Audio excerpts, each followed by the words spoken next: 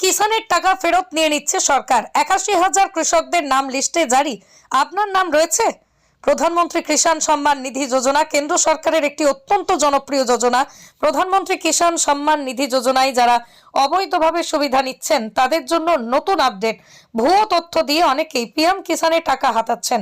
সম্প্রতি বিহার সরকার রাষ্ট্রায়ত্ত ব্যাংকগুলোকে পিএম কিষাণ যোজনার অবৈধ সুবিধা নিচ্ছেন এরকম প্রায় ৮১,০০০ কৃষকদের টাকা ফেরত নেওয়ার প্রক্রিয়ায় নির্দেশ দিয়েছে। শুধুমাত্র আর্থিকভাবে পিছিয়ে পড়া কৃষকদের সাহায্যে উদ্দেশ্যে পিএম কিষাণ যোজনা চালু করা হয়েছিল, কিন্তু দেখা গিয়েছে বহু সচ্ছল কর প্রদানকারী বড় কৃষকরাও এর সুবিধা নিয়ে চলেছেন। যে কৃষকরা আয়কর দেন বা অন্যান্য কারণের জেরে এই যোজনার জন্য অযোগ্য পাওয়া গিয়েছে তাদের একটা লিস্ট তৈরি করা হয়েছে। পিএম কিষাণ যোজনার কৃষকদের বছরে ৬,০০০ টাকা দেওয়া হয়েছে।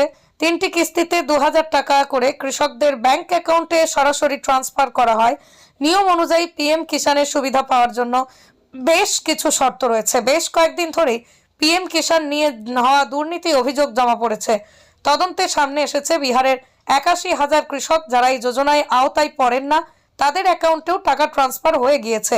এই তথ্য সামনে আসার পর টাকা ফেরত নেওয়ার প্রক্রিয়া নিয়ে তৎপর হয়ে উঠেছে সরকার। হিসেব অনুযায়ী প্রায় ৮১.59 কোটি টাকা ফেরত নেওয়া হবে।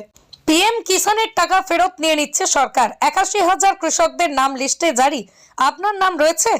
প্রধানমন্ত্রী কিষাণ সম্মান নিধি যোজনা কেন্দ্র সরকারের একটি অত্যন্ত জনপ্রিয় যোজনা। প্রধানমন্ত্রী কিষাণ সম্মান নিধি যোজনায় যারা অবৈধভাবে সুবিধা নিচ্ছেন তাদের জন্য নতুন আপডেট। ভুয়ো তথ্য দিয়ে অনেকেই পিএম কিষানের টাকা হাতাচ্ছেন। সম্প্রতি বিহার সরকার রাষ্ট্রায়ত্ত ব্যাংকগুলোকে পিএম কিষাণ যোজনার অবৈধ সুবিধা নিচ্ছেন এরকম প্রায় ৮১,০০০ কৃষকদের টাকা ফেরত নেওয়ার প্রক্রিয়ায় নির্দেশ দিয়েছে।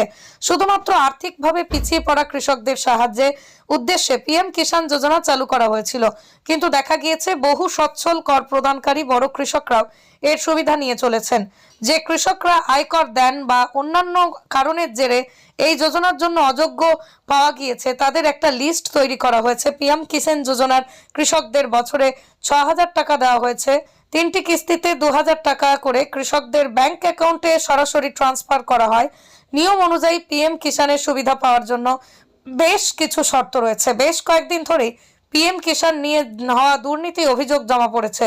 তদন্তে সামনে এসেছে বিহারের ৮১,০০০ কৃষক যারা এই যোজনায় আওতায় পড়েন না তাদের অ্যাকাউন্টেও টাকা ট্রান্সফার হয়ে গিয়েছে। এই তথ্য সামনে আসার পর টাকা ফেরত নেওয়ার প্রক্রিয়া নিয়ে তৎপর হয়ে উঠেছে সরকার। হিসেব অনুযায়ী প্রায় ৮১.59 কোটি টাকা ফেরত নেওয়া হবে।